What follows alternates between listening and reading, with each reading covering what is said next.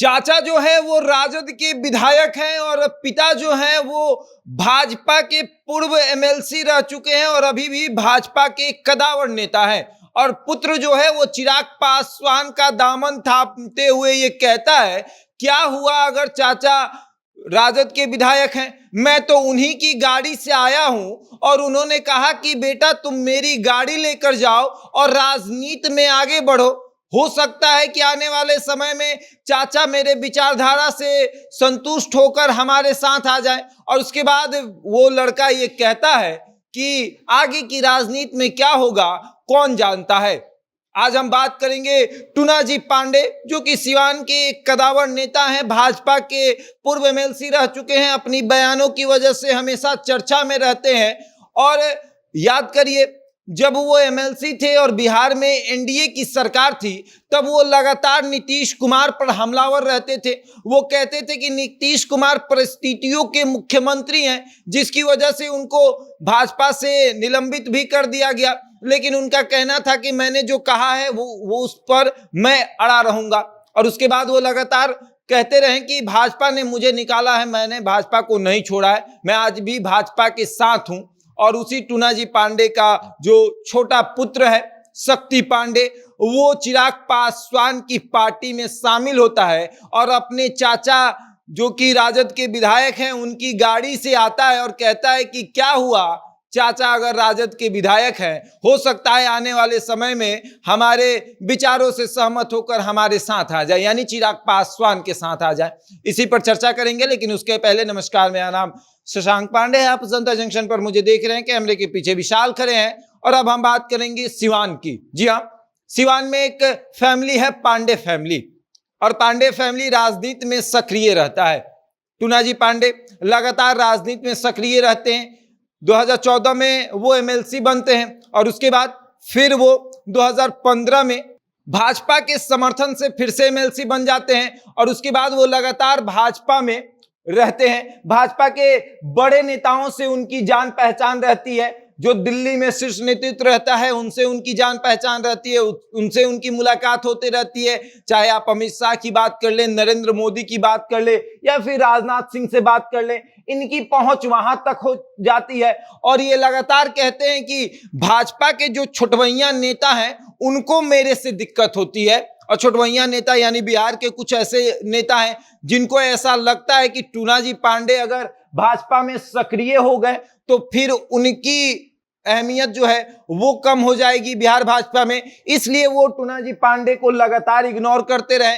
और टूनाजी पांडे, मुझे याद है कि जब एमएलसी क्वार्टर सबको अलॉट किया गया था एमएलसीओ को, तब टूनाजी पांडे ने मुख्यमंत्री को घेरा था। उन्होंने कहा था कि देख लीजिए किस तरीके का क्वार्टर दिया जा रहा है एमएलसी को, यहाँ ना लाइट है ना नल में पानी आता है और दीवार में सीलन हो चुका है। और वो चीज अभी भी देखने को मिलता है। उस समय भी टूनाजी पांडे के खिलाफ जेडीयू ने जो है सवाल खड़े किए थे। जेडीयू ने कहा था कि भाजपा हमारे साथ है और देख लीजिए भाजपा के नेता हमारे मुख्यमंत्री को इस तरीके से बोल रहे हैं। बगावती तेवर हमेशा जो है वो रहे हैं। और अब आते हैं आपको टूनाजी पांडे के छोटे भाई बच्चाजी पांडे, जो कि राजद के टिकट से आप ये विधायक बने हुए हैं। और ये विधायक बनकर अपने पर्सनल गाड़ी को, हालांकि परिवार में किसी का गाड़ी पर्सनल नहीं होता है, लेकिन इनके गाड़ी पर विधायक लगा हुआ है, विधायक का स्टिकर लगा हुआ है।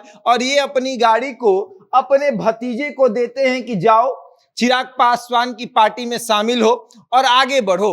और चिराग पासवान के पार्टी में शामिल होकर शक्ति पांडे कहते हैं कि आने वाले समय में हमारे विचारों से संतुष्ट होकर हमारे चाचा भी हमारे दल में शामिल हो सकते हैं। और इसमें कोई बड़ी बात नहीं है। अब सवाल ये उठता है कि क्या वाकई में बच्चाजी पांडे अपने भतीजे के विचारों से और भतीजे के नेता जो कि चिराग पासवान है उनके विचारों से सहमत होंगे और तेजस्वी यादव का साथ छोड़ेंगे। सिवान की जनता जो है वो लगातार ये सोच रही है कि इस बार कौन उतरेगा मैदान में, कौन इस बार रहेगा। टूनाजी पांडे लगातार जो है वो तमाम पार्टियों के शीर्ष नेताओं से मुलाकात कर रहे हैं। यहां तक कि असरुद्दीन ओवैसी के बारे में भी वो कहते हैं कि उन्हें कोई छोटा ना समझे और एआईएमआईएम के बारे में वो कहते हैं कि क्या वो देश की पार्टी नहीं है, यानी कि कहीं ना कहीं उनको ये भी लगता है कि इस पार्टी का भी विरोध ना किया जाए। अगर मौका मिले तो इस पार्टी से भी चुनाव लड़ सकते हैं, मौका मिले तो मायावती की पार्टी से भी चुनाव लड़ सकते हैं, भाजपा से भी लड़ सकते हैं, खैर जेडीयू से नहीं लड़ सकते हैं। राजद इनको टिकट नहीं देगी, क्योंकि राजद का मानना है कि आपके भाई को हमने जब टिकट दिया है तो फिर आपको हम नहीं दे सकते हैं, और आप लगातार अपने गाड़ी पर भाजपा का झंडा लेकर चलते हैं तो हम आपको तो टिकट नहीं दे सकते हैं। और उसके बाद अब शक्ति पांडे जो है वो राजनीति में सक्रिय हुए हैं। वकालत की पढ़ाई करने के बाद शक्ति पांडे को एहसास हुआ कि अब हम राजनीति में सक्रिय होते हैं, पापा भी राजनीति में है, चाचा भी राजनीति में है, और वकालत की पढ़ाई करने के बाद शक्ति पांडे को लगा कि चिराग पासवान की जो रणनीति है बिहार को लेकर वो सही है, तो चलो उन्हीं के साथ चलते हैं। और उसके बाद अब कयास ये लगाया जा रहा है कि चिराग पासवान के पार्टी में शामिल होकर 2024 और 2025 के लिए शक्ति पांडे अपने आप को मजबूत कर रहे हैं। 2024 में लोकसभा का चुनाव है और 2025 में विधानसभा का चुनाव है, और चिराग पासवान भी अपने पार्टी का विस्तार लगातार सिवान में कर रहे हैं। तो ऐसे में अब कयास ये लगाया जा रहा है कि शक्ति पांडे आने वाले समय में 2025 में विधानसभा का चुनाव लड़ सकते हैं, लेकिन उसके पहले अगर चिराग पासवान इनको मौका देते हैं तो ये 2024 में भी अपनी किस्मत आजमा सकते हैं। हालांकि कहा गया कि शहाबुद्दीन की जो फैमिली है वो लगातार चिराग पासवान के संपर्क में है, लेकिन अगर देखा जाए तो शहाबुद्दीन की जो फैमिली है वो चिराग पासवान के संपर्क में उतनी नहीं है जितनी कि टूनाजी पांडे की फैमिली है। टूनाजी पांडे का बेटा तो अब चिराग पासवान का आधिकारिक रूप से नेता हो गया, कार्यकर्ता हो गया, और अब वो प्रयास करेगा कि उसे लोकसभा का टिकट दे दिया जाए, क्योंकि एक तरफ चिराग पासवान के साथ पासवान वोटर और दूसरी तरफ ब्राह्मण वोटर, जो ब्राह्मण वोटर हैं वो टूनाजी पांडे के साथ हैं ही, और सिवान में ब्राह्मणों का दबदबा रहा है। तो ऐसे में अब देखने वाली बात यह है कि क्या चिराग पासवान शक्ति पांडे पर अपना किस्मत आजमाएंगे। ये भी युवा दोनों युवा मिलकर कुछ नई खिचड़ी पकाएंगे, ये तो देखने वाली बात है। लेकिन शक्ति पांडे ने लोजपा रामविलास ज्वाइन किया है, इसका मकसद सिर्फ इतना है कि सिवान की राजनीति को समझना, सिवान में अपना दबदबा बरकरार रखना। पिता ने सिवान की राजनीति को समझा, चाचा ने भी सिवान की राजनीति को समझा, और अब भतीजा सिवान की राजनीति को समझना चाहता है और ये देखना चाहता है कि आखिर किस तरीके से सिवान में राजनीति होती है।